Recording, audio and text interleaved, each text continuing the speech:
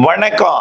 செல்வகுமாரின் மாலை வானிலை ஆய்வறிக்கை. அதிகாரப்பூர்வ வானிலை அறிக்கைக்கு இந்திய வானிலை ஆராய்ச்சித்துறை அறிக்கையை பார்க்கவும். 2026 ஆகஸ்ட் 11 செவ்வாய்க்கிழமை மாலை ஆய்வறிக்கை. நேற்றைக்கு போலவே இன்றைக்கும் கனமழை பொழிந்து கொண்டிருக்கிறது. ஈரோடு மாவட்டம் வடக்கு பகுதி, மேட்டூரை ஒட்டிய பகுதிகளில் தொடங்கிய மழை தீவிரமடைந்து கிழக்கு நோக்கி வருகிறது. இப்படி ஆங்காங்கே மழைப்பொழிவு தொடங்கி இருக்கு. நேற்றைக்கு பார்த்தீங்கன்னா அதிகபட்சமாக அரியலூர் மாவட்டம் செந்துறை, சிவகங்கை மாவட்டம் திருபுவனம் 9 சென்டிமீட்டர் மழை. பெரிய பட்டியல் இருக்கு. கிட்டத்தட்ட 150 இடங்கள்ல நேற்றைக்கு மழை பொழிந்திருக்கு. இதுல 5 சென்டிமீட்டருக்கு மேலேயே சுமார் 50 இடங்களுக்கு மேல மழை பொழிந்திருக்கு. இந்த நிலையில இன்றைக்கும் இடிமழை பொழிவு தீவிரமடைந்திருக்கிறது.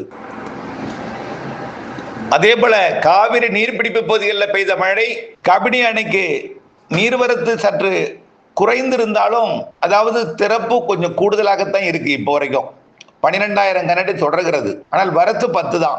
12,000 கனஅடி கூடுதலா 2,000 கனஅடி திறப்பது ஒரு வியப்பளிக்கிறது வந்துட்டு இருக்கு.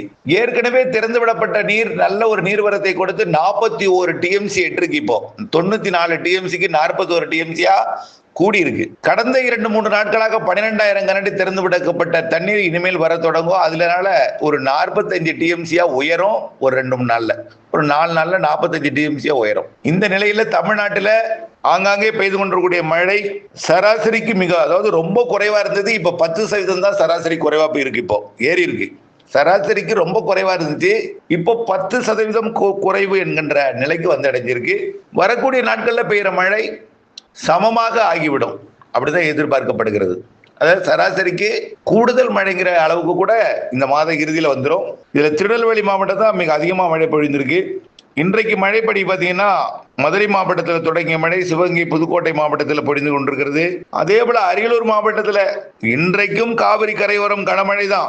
கீழப்பழுவூர், அதாவது அரியலூர் மாவட்டத்தோட திருச்சி மாவட்ட எல்லை பகுதி, திருச்சி மாவட்டத்திலிருந்து தொடங்கிய மழை புள்ளம்பாடி அருகே தொடங்கிய மழை அப்படியே அதுக்கு மேற்கேந்து வந்தது.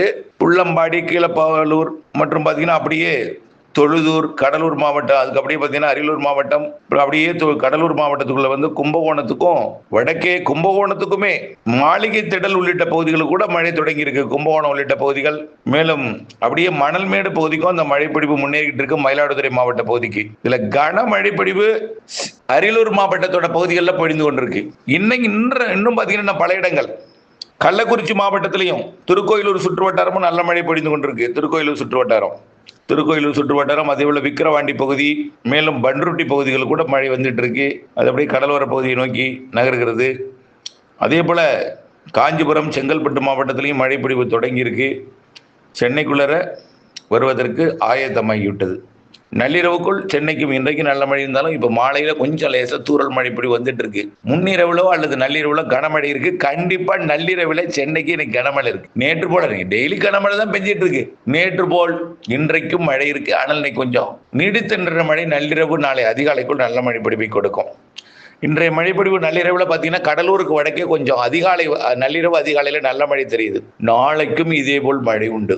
அதாவது 12ஆம் தேதி, 13ஆம் தேதி, 14ஆம் தேதி தொடரவே வாய்ப்பு இருக்குங்க. நிறைய பேர் அறுவடைக்கு நாள் கேட்டிருந்தீங்க. இந்த ஆங்காங்கே பெய்கிற மழை 12ஆம் தேதிக்கு மேல கொஞ்சம் தீவிரம் குறைன்னு சொல்லியிருந்தோம். இந்த வெப்பசலன மழை ஆங்காங்கே பெய்கிற மழை முற்றிலுமாக விலகாதுங்க. 13ஆம் தேதியும் இதே போல் கனமழை இருக்கு. ஆங்காங்கே 13ஆம் தேதி இருக்கு. 14ஆம் தேதி கூடுதல் பரப்புல கனமழை இருக்கு. கொஞ்சம் பரப்பில் அதிகரித்து காணப்படும். வரக்கூடிய 14ஆம் தேதி, இப்போ 15 கொஞ்சம் தீவிரம் குறையும். 15, 16, 17, 18 இந்த நாள் பின்னாடி கொஞ்சம் நவுந்துருச்சு. அந்த வட இந்திய நிலப்பகுதியில் இருக்கக்கூடிய இந்த நிகழ்வு இந்த கிழக்கு காற்று மேற்கு காற்று சந்திப்பை ஏற்படுத்தும் வகையில் அது அமைந்திருக்கிற காரணத்தினால இந்த 12ஆம் தேதியோட நிறைவடைய வேண்டிய மழை 14ஆம் தேதி வரை போகுது, 2 நாள் கூடுதலா. அதனால 15, 16, 17, 18 இந்த 4 நாள் இடைவெளி கொடுக்கும் போல் தெரியுது. அதற்கு பிறகு 18ஆம் தேதியிலிருந்து அடுத்த வெப்பசலன மழை தீவிரம் 20ஆம் தேதியிலிருந்து மேலும் வலுப்பெறும். 20ஆம் தேதிக்கு மேல மாத இறுதி தென்மேற்கு பருவமழையும் தமிழ்நாட்டில் வெப்பசலன மழை பொழியும் வலுத்திருக்கும். நம்ம ஏற்கனவே சொன்னதான், மாற்றமில்லை.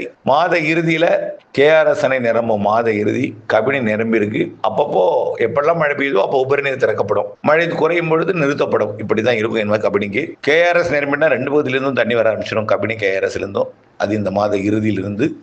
அதே போல எல்லா அணைகளுக்கும் இந்த மாத இறுதியிலிருந்து நீர்வரத்தை கொடுக்கும் வகையில தென்மேற்கு பருவமழை கொஞ்சம் தீவிரமடையும்.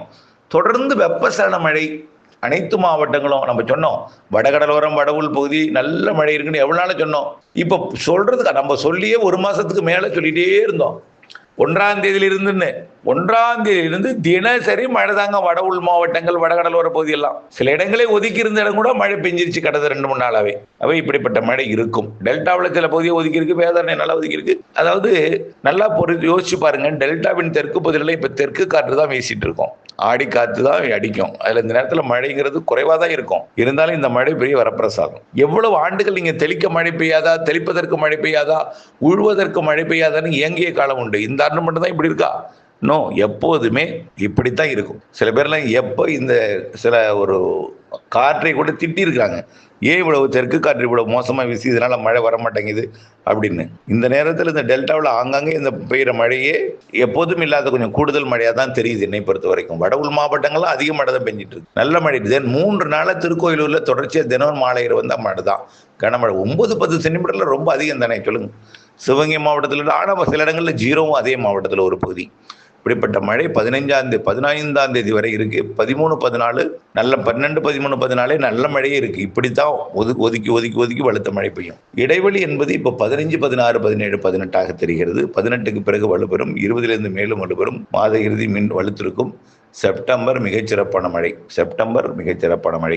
செப்டம்பர் அக்டோபர் 15 வரைக்கும் வலுத்த தென்மேற்கு பருவமழை இறுதி கட்டத்தில். அக்டோபர் 18க்கு அப்புறம் தான் வடகிழக்கு பருவமழை. அக்டோபர் 18க்கு அப்புறம் நம்ம ஏற்கனவே சொன்னதில் எந்த மாற்றமும் இல்லை. சராசரிக்கு அதிக மழை ஜனவரி 10 வரைக்கும். இந்த ஆண்டு வடகிழக்கு பருவமழை சிறு நிகழ்வு அதிக மழை தரும் கண்டிப்பா. தொடர்ந்து வானிலை அப்டேட்ஸோட இணைந்திருங்கள். வானிலை இருந்து விவசாயம் செய்து அன்போடு கேட்டுக்கொள்கிறேன். நன்றி.